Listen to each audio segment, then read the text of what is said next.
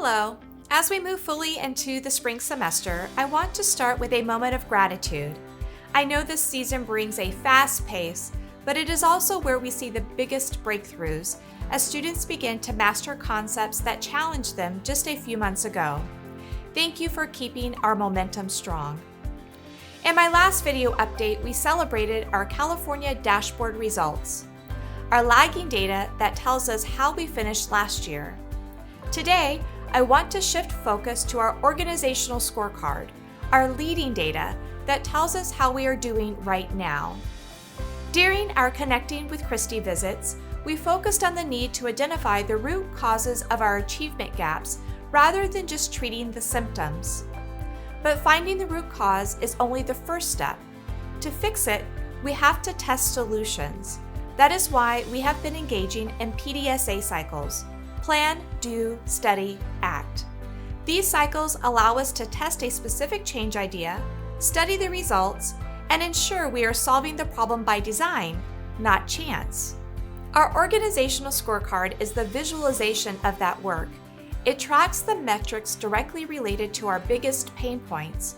By tracking high leverage areas, we are able to identify where we have bright spots, the change ideas that are creating improvement, and the areas in which we need to pay closer attention. As we improve these leading indicators, we can confirm whether we are on track with our goals of improving outcomes for students. So, what is the scorecard telling us today? I'm proud to share that over the course of this school year, we have seen growth in every single area. In the area of literacy, we have had an organizational goal of increasing our scores from last year by 3%. As of the end of January, we are up an astounding 10% from our data at this time last year. This equates to 9,512 students reading at grade level, which is 1,912 more than at this time last year. We are seeing similar success in chronic absenteeism. Our target is a 4% decrease by year's end, and as of the end of January, we are already down 3.9% for all grade levels and 5.2% for grades TK through 8th, placing us firmly on track. This means 1,146 fewer students are chronically absent from this time last year. However, the data also directs us to where we must pay closer attention. While the system is rising, we continue to see distinct gaps regarding our student groups traditionally furthest from opportunity. For instance, while we are seeing an increase in our overall numbers from last year, the growth in literacy for our students with disabilities, homeless, and foster youth is currently more than 10% off track of our district goals.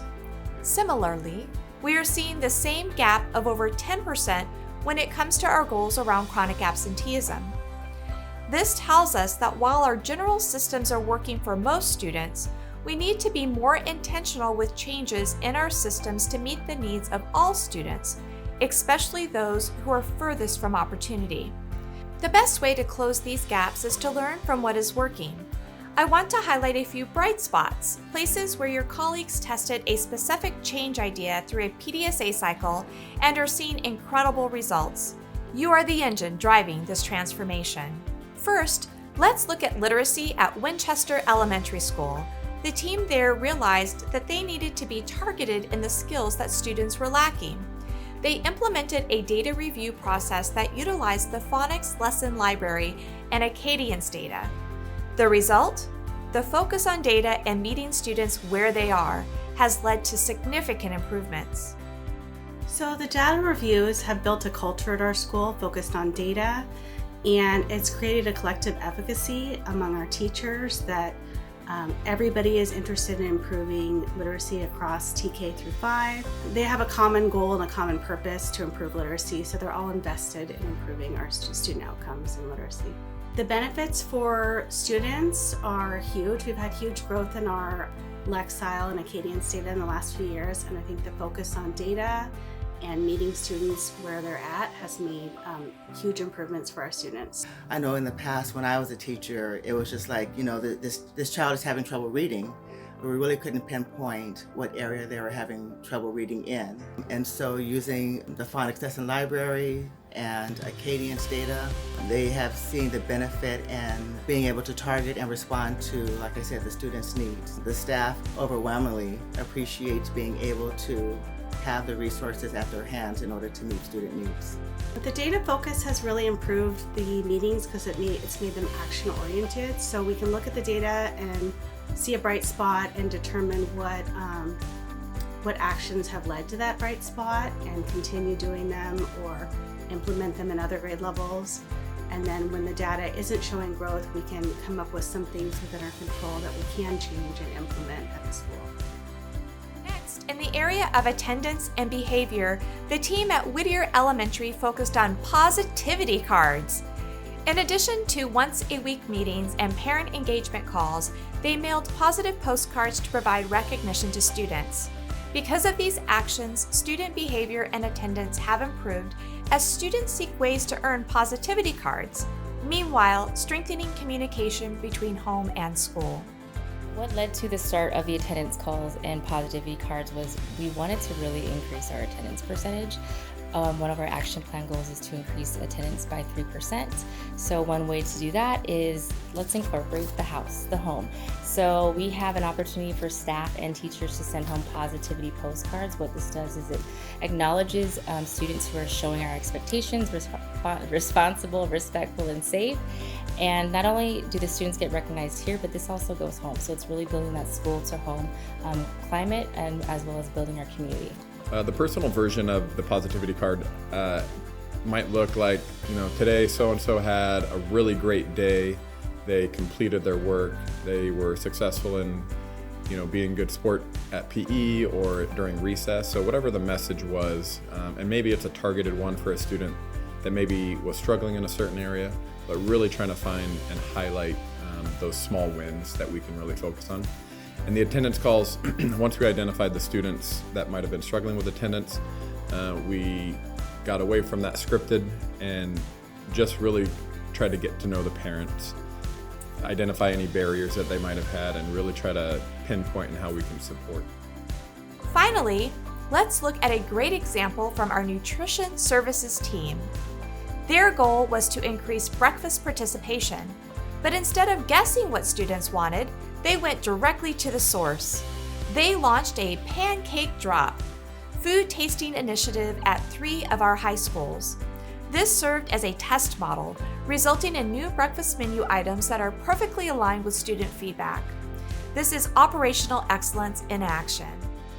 Working with our management team, we came up with a plan to have these pop-up breakfasts. We started at the beginning of the year with pancakes for our high school sites, and then kind of morphed that into some savory options, getting some feedback from our students, really looking at what they're interested in, what's they're trying to get their buy-in of what they really want to see to get them excited to come to our line. At the high schools, we would hand out rounding cards to the students to get the feedback from them so we can know what the students want. So they came up with a lot of savory items and want to see more savory items at the pop-up. So now we're doing chilaquiles, chorizo quesadillas, and a savory breakfast sandwich with a hash brown.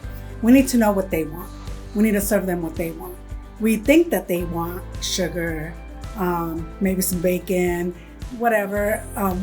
We can always think what they want, but we need to get the feedback from them. We did a collaboration with the mariachi band from West Valley, and they went on social media and did some social media posts where they were singing, come get the quesadillas, singing it in the mariachi way. So that was very positive. We got a lot of great feedback from that. Now we're trying to hit some of our sites that really need our support. So we have 2 middle school sites and 2 high school sites that we're trying to focus on for the second half of the year to increase that participation. Before I close, I want to express my appreciation to everyone who participated in our staff experience survey. Your voice matters.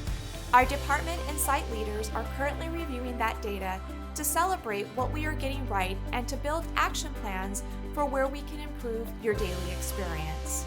Whether you are testing a new change idea in the classroom or streamlining a process outside of the classroom, you are the engine of our improvement. In my next video, I will share the outcomes of the Start, Stop, Continue protocol and the specific actions we are taking based on your input. Thank you for being willing to ask why, for trying new things, and for staying committed to our students. We are proving that when we learn and move together as one team, there is no limit to what we can achieve.